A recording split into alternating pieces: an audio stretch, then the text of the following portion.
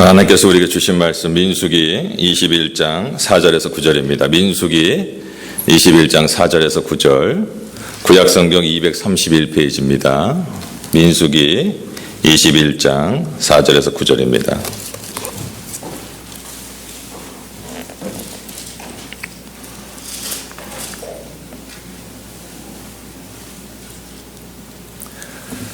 봉독해 올립니다. 백성이 호르산에서 출발하여 홍해 길을 따라 에돔 땅을 우회하러 하렸다가 길로 말미암아 백성의 마음이 상하니라. 백성이 하나님과 모세를 향하여 원망하되 어찌하여 우리를 애굽에서 인도내어 이 광야에서 죽게 하는가.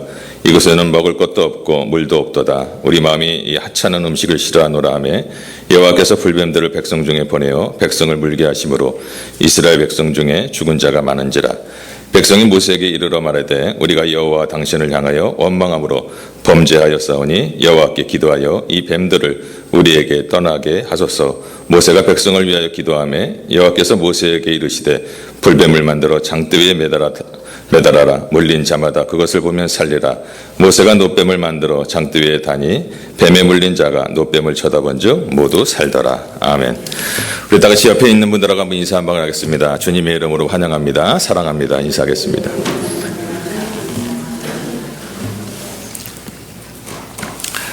이렇게 좀 화목하게 살아야 되는데 서로가 늘 불만스럽게 생각하는 그런 목사님 부부가 있었습니다. 어느 날 베드로 천사가 목사님 가정에 찾아왔어요. 무엇이든지 소원을 말하면 내가 들어줄 터이니 소원을 말하라. 그랬더니 그 목사님 부부가 똑같이 배우자를 좀 바꿔줬으면 좋겠습니다. 얘기를 했대요. 그래서 사모님은 어떤 목사님을 원하십니까? 그러자 사모님이 침대 밑에서 자물쇠로 꽉 채워진 함 하나를 꺼내드려요. 싹 꺼내더니 함을 쫙 여니까 함 속에 7개의 계란과 또 1,000원짜리, 10,000원짜리, 100,000원짜리가 이렇게 묶음으로 이렇게 있더래요. 아니 침대 밑에 계란이 웬 말입니까? 그러자 우리 목사님이 설교 시간에 죽을 쓸 때마다 내가 계란 하나씩을 넣어둔 것입니다. 나도 사람인데 좀 은혜스러운 설교를 좀 들어야 은혜스러운 설교를 들으면서 풍성히 좀 기쁨을 맛보며 살고 싶다고 말했습니다. 그러자 베드로 천사가 보니까 아니 계란 7개인데 그리고 뭐 1,000원짜리, 10,000원짜리, 100,000원짜리도 있는 거 보니까 홈런 친 것도 좀 있겠는데요, 설교가. 그랬더니 그 사모님이 하는 말이 아니요, 그건 계란이 한 판씩 쌓일 때마다 내다판 돈입니다. 이제 베드로 천사가 이제 목사님에게 물었어요. 목사님은 어떤 사모님을 원하십니까? 그러자 목사님이 자기가 할 일은 않고 간섭하고 늘 불평하고 그런 다니는 아내가 이제 친절머리가 납니다. 순종적인 아내를 좀 보내주십시오. 거기다가 얼굴도 예쁘고 지성적이고 겸손하고 헌신적이고 부지런하고 음식 솜씨까지 좀 있었으면 좋겠습니다. 그렇게 얘기를 하자 베드로 천사가 이렇게 말하더랍니다. 그건 안 되겠소. 세상에 그런 여자가 있으면 내가 데리고 살지. 그렇게 얘기했다고 합니다. 불평하고 살아가는 사람들은요, 천국에 데려다 놓아도 불평을 합니다. 감사하는 사람은 지옥 같은 삶에다 갖다 놔도 감사하며 살아갑니다. 여러분, 불평에는 승리로 가는 해답이 없어요. 회개하고 나를 바꾸고 감사를 회복하는 길밖에 살아갈 길이 없는 것입니다. 오늘 본문은 민수기는요, 광야 여정의 책이에요. 즉 죽음의 땅 애굽을 벗어나서 약속의 땅 가나안을 향해 걸어가는 이스라엘 백성들의 이야기입니다. 그러므로 민수기는 죄와 사망의 권세에서 벗어나 천성을 향해 걸어가는 성도들의 이야기다라고 말씀드릴 수가 있겠습니다. 그런데 그 속에서 이 이스라엘 백성들이 늘 불평과 그리고 반역의 이야기로 얼룩져 있어요. 애굽에서 종살이하는 그 이스라엘 백성들을 불러내서 구원해 주셨습니다. 홍해를 육지처럼 건너게 했어요. 만나와 메추라기를 주셔서 배불리 먹여주셨습니다. 반석을 쳐서 생수를 나게 했습니다. 수많은 적들을 물리쳐 주셨습니다. 이쯤 되면 여러분 어때요? 매일 감사하고 매일 기뻐하고 매일 찬양하고 그렇게 살아야 되는 거 아니에요? 그런데 그들은 어때요? 눈만 뜨면 늘 원망하고 늘 불평하고 늘 짜증내고 그랬던 삶이었습니다. 오늘 우리는 어떤가? 나 같은 죄인 살리신 그 주 은혜 놀라와 참으로 은혜에 정말 감사하면서 기뻐하면서 찬송하면서 영광스럽게 살아가는가? 한번 우리의 자신을 한번 되돌아봅니다. 좀 우리도 틈만 나면 근심하고 염려하고 원망하고 불평하며 살아가는 우리들의 삶이 아닌가. 그러므로 이 오늘 민수기 이야기는 바로 나 자신의 자화상일 수 있다라는 것입니다. 이 말씀을 읽으면서 내가 그럴 수가 있다라는 것이에요. 민수기를 읽다 보면요, 10장 이후 어리석은 백성들의 어떤 불평 불만으로 넘쳐나고 있어요. 11장에 보면 하나님을 원망하다가 행진 이후에 큰 불이 떨어지는 그런 사건이 있고, 12장에 보면 미리암 지도자가 모세를 비방하다가 문둥이가 되어버립니다. 13장 14장에는 열 정탐꾼의 원망이 나오고, 16장에 고라 일당이 반역하다가 지진으로 몰살을 하고, 그리고 20장에 마실 물이 모자라다고 불평을 합니다.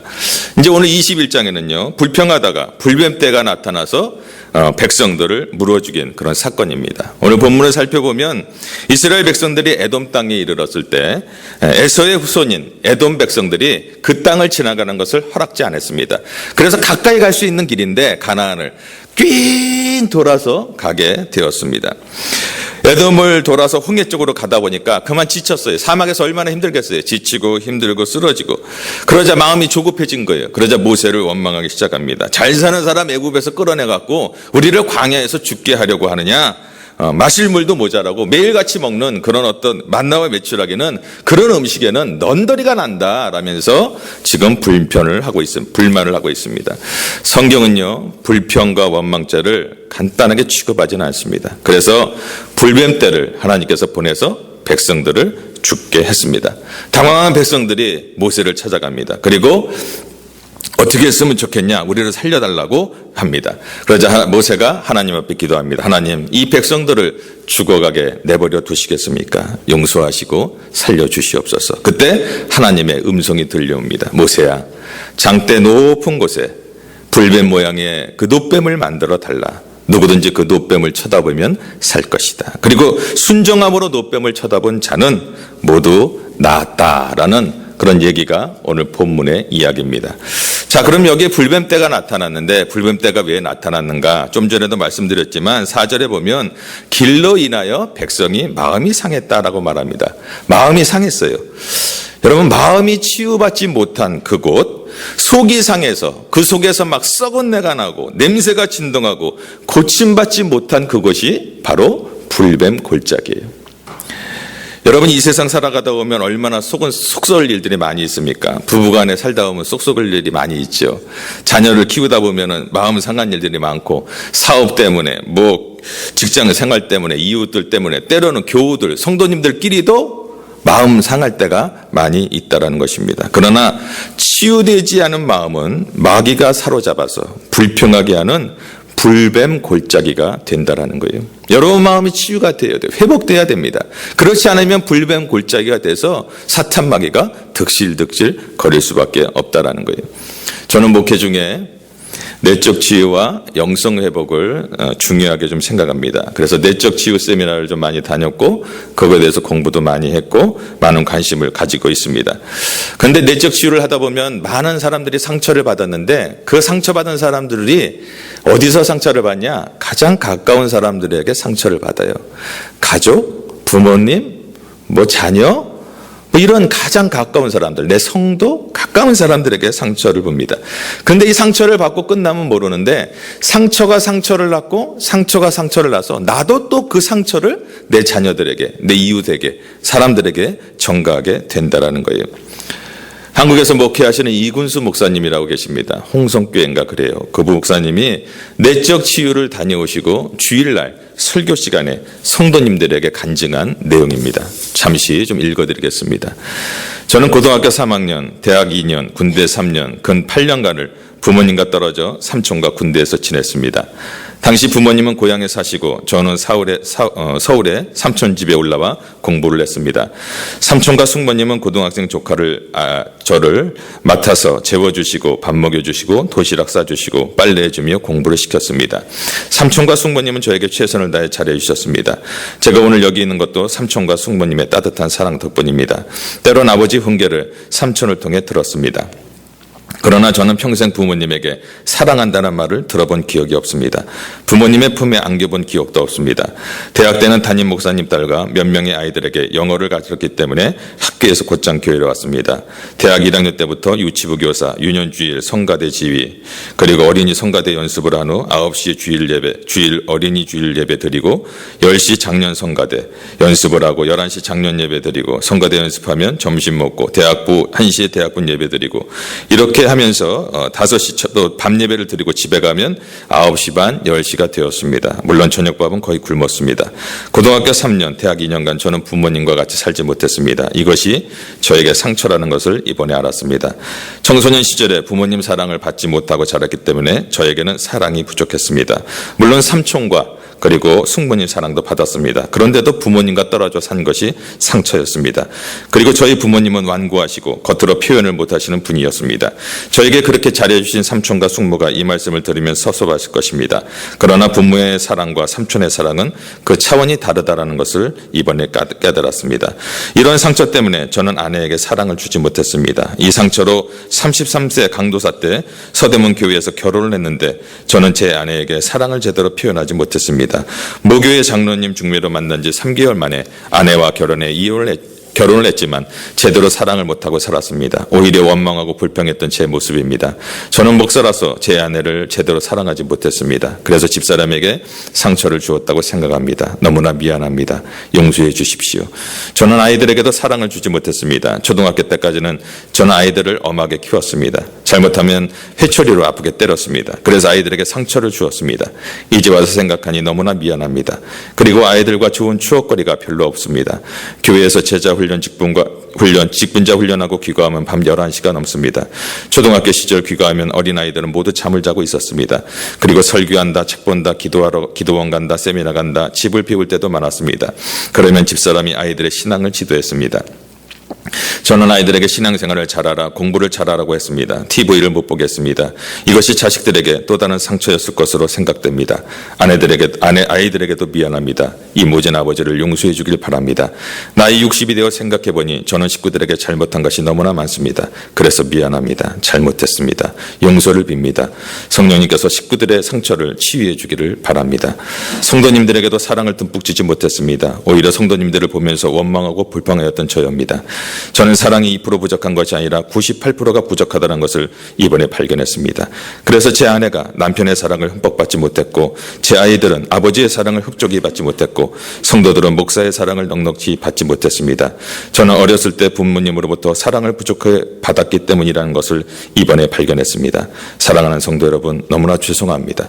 그래서 저는 내적 치유에 참여해서 제 상처를 치료해달라고 하나님께 간절히 기도했고 저에게 부족한 사랑을 채워달라고 밤새 기도하였습니다. 저에게 무조건적인 사랑, 푸근한 사랑, 넘치는 사랑, 남편의 사랑, 아버지의 사랑을 달라고 하나님께 기도했습니다. 저로부터 사랑이 저희 가족과 성도들에게 흘러내려가게 해달라고 기도했습니다. 사랑하는 성도 여러분, 저는 사랑이 부족한 목사입니다. 사랑을 많이 못 드려 죄송합니다. 정말 죄송합니다. 부족한 저를 용서해 주십시오. 앞으로 열심히 성도님들을 사랑하겠습니다. 사랑이 제일이기 때문입니다. 사랑은 모든 것의 완성입니다. 사랑하는 성도 여러분, 사랑합니다. 사랑합니다. 이게 마음에 쓴뿌리가 있고 치유가 되지 않았던 목사님이 내적 치유를 통해서 그 쓴뿌리를 발견하고 자기의 신앙, 간증을 설교 시간에, 예배 시간에 성도들에게 얘기한 내용입니다.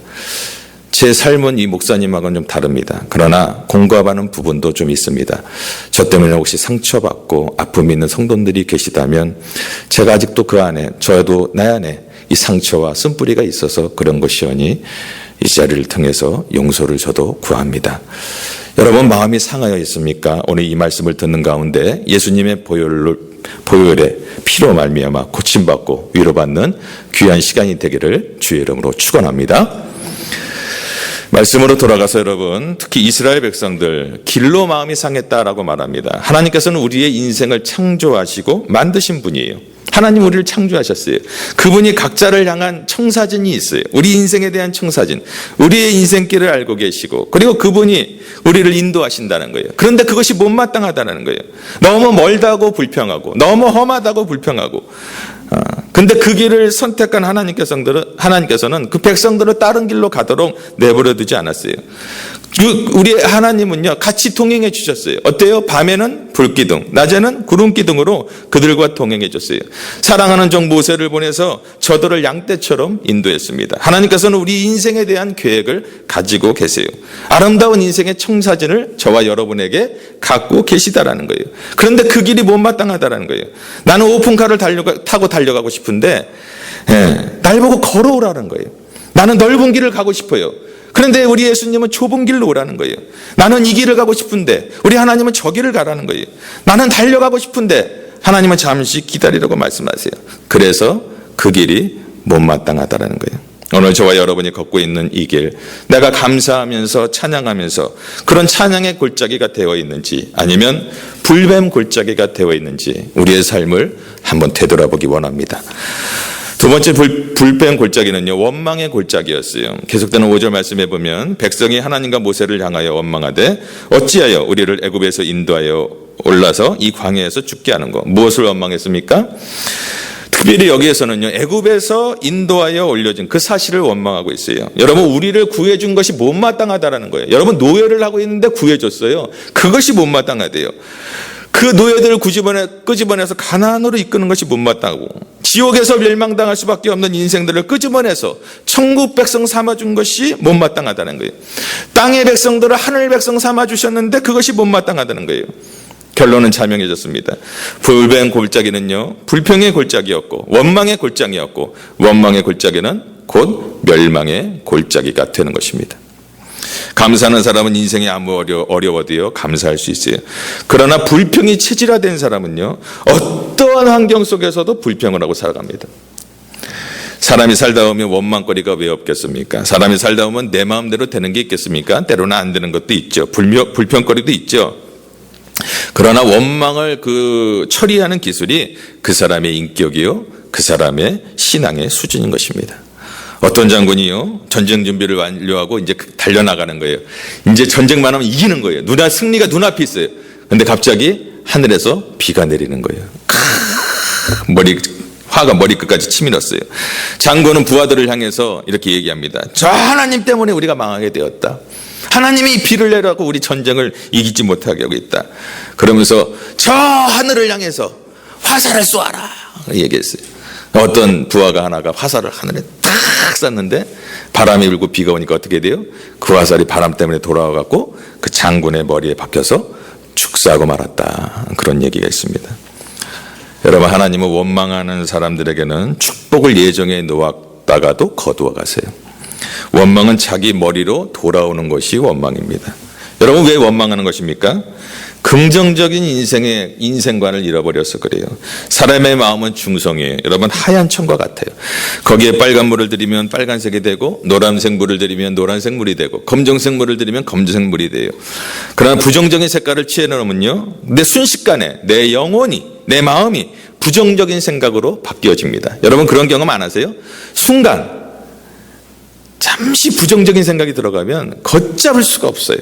그런데 이 부정은요 긍정보다 굉장히 빨리 오염돼요. 하여튼 부정적으로 얘기하면 어떻게 돼요? 주위에 있는 사람들이 부정적으로 변해갑니다. 못된 친구들과 어울려 다니는 아이를 둔 아버지가 있었어요. 그 아버지가 얘야 애들하고 다니지 마라 그랬더니 그 아들이 아버지 제가 이 아이들을 완전히 변화시켜 드릴 테니까 걱정하지 마십시오. 큰 소리를 쳤어요. 생각도 못한 이 아버지가 아들을 과수원으로 데려갑니다. 그리고 싱싱한 사과 몇 바구니를 담았습니다. 그리고 그 위에 푹 썩은 사과를 몇 개 얹어놓고 얘야 이걸 곳간에 갖다 두면 좋겠다라고 얘기했어요. 그러자 아들이 아버지 이렇게 두면 큰일 납니다. 이거 썩은 사과가 멀쩡한 사과도 이렇게 다 썩고 말게 만드는 거예요. 그러자 아버지가 아니야. 이 싱싱한 사과가 썩은 사과들을 변화시켜서 싱싱하게 만들어줄 거야. 그러자 이 아들이 아버지 무슨 말씀을 하세요? 싱싱한 사과 망친다니까요. 그러다가 이때 아들이 깨달았어요. 아버지의 마음을 깨달았어요. 그날부터 그 친구들을 지혜롭게 정리했다라는 얘기가 있습니다. 또 어른이가 여러분 앵무새를 각각 다른 세상에 길렀어요. 한 마리는 노래를 배우게 하고 한 마리는 욕을 배웠습니다. 주인은 두 마리 앵무새를 한 세상에 놓으면은 노래를 배우겠지라고 생각하고 이제 두 마리를 이제 한 새장에다 놓았어요. 그리고 얼마 후에 문을 열고 딱 들어갔더니 그 새가 뭐라고 그런지 아세요? 주인 새끼 온다. 욕을 배우고 말았어요. 여러분, 불평과 원망은요, 자신도 망하고 그리고 다른 사람도 망하게 하는 못된 성질이 있습니다. 여러분, 그러므로 원망과 불평 되도록이면 하지 마세요. 안 했으면 좋겠습니다. 교회를 위해서도 하나님 나라를 위해서도 여러 가지 좀 안 맞는 말도 있겠죠. 안 맞는 생각도 있겠지만 아버지 앞에 감사하는 마음으로 다니는 저와 여러분이 되기를 주의 이름으로 축원합니다. 세 번째 불변 골짜기는요, 불변 골짜기는 뭐 식물도 없고 물도 없고 우리 마음이 이런 식물을 싫어한다. 하나님 음식에 대한 권태기가 찾아온 거예요. 만나와 메추라기가 싫은 거예요. 여러분, 이거 귀한 음식이에요. 하나님이 주신 신비한 음식입니다. 그런데 이 따위가 뭐냐고 넌더리를 떱니다. 이에 유사한 내용이 11장에 나오는데 온 이스라엘 백성들이 불평하기를 우리가 애굽에 있을 때 먹었던 생선과 수박, 참외, 부추, 파마늘 이런 것들을 못 먹으니까 정력이 쇠해졌도다. 뿐만 아니라 백성들이 고기를 먹고 싶다라고 말합니다. 애굽에 있을 땐 과일도 먹고 뭐 채소도 먹고 뭐 고기도 먹고. 참 여러분, 원망하고 불평하면요 뻥이 세지나 봐요. 애굽에 종살이 할 때 여러분 찾아보세요. 그들이 뭐 부추와 뭐 생선과 고기를 풍성하게 먹었다는 이야기 있습니까? 겨우 먹고 살 정도만 먹은 거예요. 그런데 지금 자기네들 어쩌다가 한번 조금씩 찌끄러기 먹은 것 같고 거짓말을 하는 거예요. 불평하고 원망하면 말을 뻥튀기를 하고 거짓말도 늘어나요. 예수를 믿고 하나님의 자녀가 되었음에도 불구하고 여러분 천국 백성이 되었음에도 불구하고 세상에 신나는 것들이 아직도 신나게 느껴지는 분 있습니까? 세상에 좋아하는 일들이 아직도 좋아하며 살아가는 분 있습니까? 세상의 못된 습관들을 아직도 버리지 못하며 살아가십니까? 거기가 바로 불뱀 골짜기예요. 이 불뱀 골짜기에서 뱀에 물린 사람은요 신앙의 향상을 가져올 수 없습니다. 예수 믿고 구원은 받았어요. 그러나 신앙의 향상이 되지 않습니다. 늘 거기에 머물러 있습니다. 늘 하나님과 늘 세상과 다리를 갖다 놓고 이쪽으로 갈까 저쪽으로 갈까 늘 이렇게 원망과 불평 가운데 살아간다는 것입니다. 여러분, 이제 입맛이 좀 달라져야 돼요. 그렇게 재미있게 여겨지던 것이 시시하게 좀 여겨져야 돼요. 저는 낚시를 굉장히 좋아했습니다. 예수 믿고 나서요 거의 10년 동안 낚시를 안 해본 것 같아요. 제가 낚시를 얼만큼 좋아했는지 아세요? 낚시를 초등학교 2학년 때부터 다녔습니다. 어디를 갔어요? 낚시회를 따라서 전국 방방곡곡을 돌아다니면서 토요일날 낚시 가방을 메고 제가 혼자 가기 불안하니까 어머니가 항상 따라다녔어요. 아버지가 따라다니 어머니가 따라다니다. 그렇게 낚시를 좋아했어요. 예수 믿기까지 일주일에 3-4번은 늘 저수지에 앉아 있었습니다. 늘 낚시하고 그렇게 좋아했는데 예수님을 믿고 나니까 그게 딱 싫어져요. 담배를 하루에 2갑씩 피웠습니다. 예수 믿고 나니까 담배가 구역질이 나는 거예요. 여러분, 이제 세상에 있던 것들이 아직도 좋아지십니까? 입맛이 달라져야 됩니다. 저주가 무엇입니까? 신앙생활이 행복하지 않은 것이 저주예요. 예수를 믿고 교회에 오는데 교회 오면 재미가 없어. 여러분, 이것보다 더 큰 저주가 어디 있습니까? 교회 오면 신이 나야죠. 교회 오면 재미가 있어야죠. 교회 오면 기쁨이 있어야 되는데 같이 못해 온다면 그것처럼 불쌍한 일이 어디 있겠습니까? 말씀을 드립니다. 속이 상하고 마음이 상하였으나 위로받지 못하고 치유받지 못한 그것이 바로 불뱀 골짜기예요. 한없는 은혜를 받고 살았음에도 불구하고 감사를 잃어버리고 불평하고 원망하는 그 자리가 바로 불뱀 골짜기예요. 신앙생활에 권태기가 찾아온 것, 거기서 빨리 벗어나지 못하면 그 자리가 바로 불뱀 골짜기라는 것입니다. 그러나 참으로 감사한 것은 구원의 발걸음은 계속 멈춰주지 않는다는 거예요. 성경을 살펴보면요, 끊임없이 실패를 하면서도 끊임없이 원망을 하면서도 하나님의 구원의 계획은 그들 백성들이 가나안을 향하여 천성을 향하여 가는 길을 하나님께서는 끊임없이 그들을 인도하고 있다는 것입니다. 불평하면서도 천성 가는 길을 포기하지 않고 실패를 거듭하면서도 그 하나님의 약속을 잊지 않고 나를 향한 그 구원의 계획이 하나님으로부터 계속 임하게 되었어요. 여러분을 여러분 하나님 자녀 삼으시고 천국 백성 삼으시고 그리고 하늘의 인을 친 사람은 절대로 하나님이 버리지 않으시고 하나님의 구원 계획은 절대 실패하지 않는 것을 여러분 믿으시기 바랍니다. 그래서 여러분 우리가 교회 나와 신앙생활하는 거 아니겠습니까? 우리 중에 예수 믿는 사람 보면서 저 예수 믿는 사람이 왜 저 모양이야? 왜 그렇게 얘기를 들어야 하는 사람들이 간혹 있어요. 여러분 그러나 그 모양밖에 안 되기 때문에 오늘 하나님 앞에 나온 거 아니겠어요? 나는 실패하는 죄인이기 때문에 오늘도 엎드려 기도하는 거 아니겠어요? 내가 그 사람일 수도 있다라는 거예요. 이스라엘 백성들을 보세요. 구원시켜 놓았더니 감사 대신 불평입니다. 바로의 손에 건져냈더니 찬양 대신 원망을 합니다. 한심한 존재입니다. 그러나 놀라운 것은 이 반역이나 이런 실패에도 불구하고 하나님의 백성들의 구원의 계획을 멈추지 못했다라는 거예요. 사단들은 멈추지 못했다라는 거예요. 사단의 방해는 절대로 하나님의 구원의 계획을 방해할 수가 없다라는 것입니다. 여러분 크리스찬은 분명히 부족한 사람들이에요. 그러나 오늘 우리는요 구원의 행진을 계속하는 사람들이에요. 예수 그리스도 믿는 사람들도 실패할 수도 있고 좌절할 때도 있습니다. 그러나 다시 일어나 승리의 행진을 계속하는 저와 여러분인 줄 여러분 믿으시기 바랍니다. 하나님께서 그렇게 인도하는 줄 믿으시기 바랍니다. 아멘. 그뿐만 아니라 여러분 하나님은 죽을 수밖에 없는 그런 불뱀 골짜기에 있는 곳에 구원의 소식을 선포합니다. 치유의 길을 준비해 주세요. 죽음의 땅에, 절망의 땅에, 좌절의 땅에, 고난의 땅에 예수 그리스도를 보내주셨어요. 그리고 그분으로 말미암아 불뱀 골짜기가 이제 구원의 골짜기로 변하게 된 것입니다. 오래전 얘기인데요.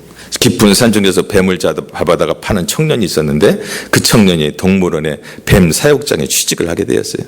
친구들이 술 한잔 사야지. 그래갖고 술을 먹기 시작했습니다. 만취가 되어서 오다가 동물원의 그 뱀 사육장에 들어가고 코브라를 목에 걸면서 막 만용을 부립니다. 왜요? 뱀을 잡았던 사람이니까 뱀의 특성을 잘 알잖아요. 술이 이렇게 취해가지고 거기서 이렇게 순찰을 도는 사육사가 코브라다. 코브라다, 그 독뱀인데. 그런데 얘가 만용을 부리면서 코브라가 이렇게 딱 섰는데 거기에 입김을 분 거예요. 술멍을 부니까 코브라가 어떻게 했어요? 확 물어버렸어요. 코를. 코에서 피가 툭툭 떨어집니다. 독이 온몸에 퍼집니다. 도와줄 수 없는 사람을 불렀을 때 구급차를 불렀는데 금방 혀와 시력과 청각이 마비되고 병원을 가는 도중 그의 몸이 독이 퍼져서 싸늘한 시체로 변해버리고 말았습니다.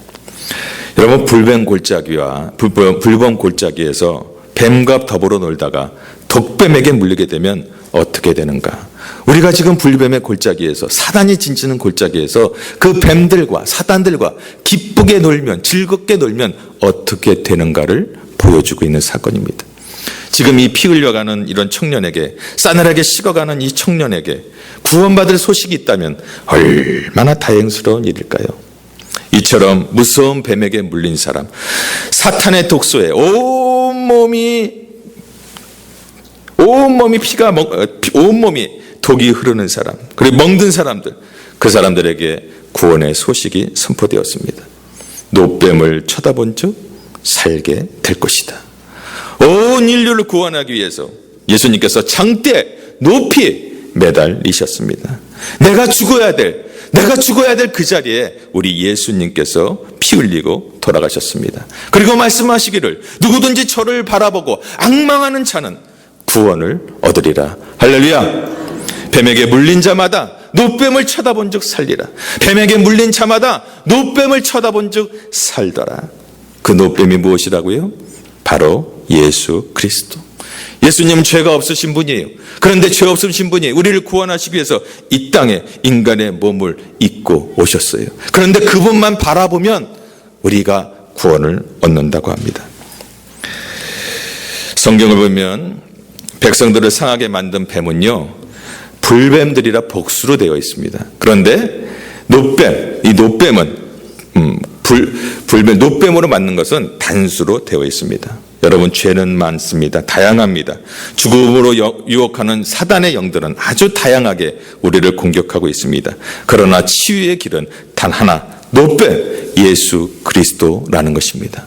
내가 곧 길이요 진리니 나로 맘지 않고서는 아버지께로 올 자가 없느니라. 예수 그리스도께서 구원을 얻을 만한 천하의 인간의 다른 이름을 우리들에게 주신 일이 없느니라. 예수 그리스도 복음 외에는 다른 복음을 전하는 자는 저주를 받을 것이다. 지금 불뱀에게 물린 백성들, 약을 발라도 소용없어요. 살을 도려내도 소용이 없어요.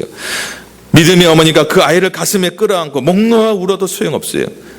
그러나 어떤 사람들은 걸어와서 그 노뱀을 바라보았습니다. 어떤 사람은 달려올 수가 없어서 어그저 기어서 이곳 노뱀을 바라봤습니다. 어떤 사람은 그럴 힘이 없어서 가족의 등에 업혀서 왔습니다. 어떤 사람은 이놈아 저거 보면 죽어, 저거 안 보면 죽어라면서 손에 질질 끌려서 온 사람도 있습니다. 그리고 장대에 높이 매달린 그 뱀을 예수 그리스도를 바라보기만 하면 치유를 받고 구원을 얻었다라는 것입니다. 할렐루야. 여러분 가운데 오늘 뜨거운 열정을 가지고 주님을 사모해서 나온 분도 있을 것입니다. 오늘 하나님께서 나에게 무엇라고 말씀하실까 막 기쁜 마음으로. 그러나 또 어떤 분은 할 수 없이 나온 분들이 있어요. 목사님 전화 오지요, 메시지 오지요, 또 얼떨결에 또 이렇게 캐나다 왔다가 또 얼떨결에 오신 분도 있고 뭐 그런 분들도 있을 거예요. 그러나 여러분, 예수 그리스도를 신뢰하시고 주님을 의지하기만 하면, 예수 그리스도를 나의 주님으로 고백하기만 하면, 십자가에 달린 예수님을 바라보기만 하면 여러분도 구원을 받을 수가 있는 것입니다. 이 사실을 믿으시기 바랍니다. 우리 주일학교에 새로운 주일학교 학생이 있습니다. 이름이 좀 독특해요. 이름을 물어봤더니 스님이 지어줬대요. 그 아이가 우리 아이들에게 와서 처음에는 포교 활동을 했습니다. 야, 예수가 부처 동생이야. 포교 활동을 굉장히 잘했습니다. 저희 집사람이 그 아이의 이름을 개명시켜버렸습니다. 샘이라 불렀습니다. 사무엘이라는 것이죠. 그리고 복음을 전하기 시작했습니다. 몇 주 되지 않았지만 애가 복음을 받아들이기 시작했습니다. 부처는 죽었지만 얘야, 예수님은 다시 살아나셔서 지금 널 보고 계셔. 너를 구원하시기 위해서 이 땅에 오셨고 피를 흘려서 너의 모든 죄를 씻어주셨어. 그리고 하나님의 자녀가 되게 해주셨어. 예수님을 믿으면 넌 천국 가는 거야. 예수님 믿고 싶대요. 오늘 이 시간에 바로 밑에서 우리 집사람이 영접 기도 시킨다고 했어요. 아이들하고 손잡고 영접 기도 시킨대요. 안 믿으면 어떻게 돼요? 지옥 가는 거지. 그랬더니 자기 천국 가고 싶대요. 그럼 너 부모님은 어떡하지? 그렇죠. 그러던 얘가 거기에서 전도자가 되어버렸어요. 이 아이는 구원을 받자 사명이 생긴 거예요. 전도해야지. 사랑하는 성도 여러분, 불뱀 골짜기에는 사명이 있습니다. 장대를 높이 매달아라. 저먼 마을에 있는 사람들이 보이도록 매달아라. 까마득히 먼 데 있는 그 사람들이 볼 수 있도록 매달아라. 높이 매달아라. 뱀의 골짜기에 사명이 있는 거예요. 그리고 우리 교회도 사명이 있어요. 우리 교회가 진정 추구해야 되는 바가 있다면, 이 세상에 예수를 알지 못하는 사람들, 저 중남미야, 저 온 세계 복음을 전하지 못하는 자들에게 십자가를 달아주는 거예요. 십자가를 전하는 거예요. 그것이 우리들의 사명이에요. 왜 캐나다에서 우리가 살고 있어요? 무엇 때문에 살고 있습니까? 하나님이 이 땅에 왜 보내주셨습니까? 그것이 우리들의 사명이에요. 지금도 복음을 몰라 다니는 사람들이 얼마나 많습니까? 여러분, 영길에 잠깐 눈을 돌려서 저녁에 한 10시나 11시, 12시에 가보세요. 술 취한 청년들이, 술 취한 사람들이 얼마나 많은지 몰라요. 복음을 몰라 방황하고 있어요. 지옥으로 달려가고 있어요. 그런 자들에게 우리가 입술에 십자가를 매달아 복음을 전해야 할 것입니다. 오늘 저와 여러분의 입술에 십자가를 매달기 원합니다. 우리가 예배를 통해서 하나님께 영광 돌립니다. 찬양을 통해서 영광을 돌립니다. 그것도 아름다운 일입니다. 그러나 죽어가는 영혼들을 위해서 전도하는 그 발걸음, 진리를 알기 원하는 사람들, 그리고 진정한 교회를 만나기 원하는 사람들, 구원 얻기를 원하는 사람들, 마음속에 깊은 상처를 안고 가는 사람들, 인생의 무거운 짐을 지고 가는 사람들, 이런 영혼들에게 복음을 전한다면 우리 하나님께서, 우리 아버지께서 얼마나 기뻐하실까 생각을 해봅니다. 여러분들도 이 일에 동참하지 않으시겠습니까? 한번 기도하겠습니다. 여러분, 기도할 때 우리 예수님께서는 저와 여러분들의 고백을 기다리고 계십니다. 우리가 입술로 마음으로 예수님을 믿어 나의 구주로 영접한다면 여러분의 삶은 달라질 것입니다. 혹시 이 시간에 예수님을 영접하지 못한 분이 있다면 여러분 저를 따라서 한번 고백해 주시기 바랍니다. 모든 성도님들이 다 고백해 주시기 바랍니다. 한번 우리 영접 기도문을 한번 우리 고백하도록 하겠습니다. 사랑의 하나님, 저는 죄인입니다. 나를 위해 십자가에 죽으시고 부활하셔서 죄와 사단의 권세를 깨뜨리시고 내 인생의 모든 문제를 완전히 해결하신 예수님을 지금 이 시간 나의 구주로, 나의 주인으로 내 마음속에 영접합니다. 내 마음속에 성령으로 들어오셔서 영원히 나를 다스려 주시고 하나님의 자녀된 축복을 누리며 살게 하옵소서. 나를 구원해 주신 것을 감사드리며 예수님의 이름으로 기도드립니다. 아멘.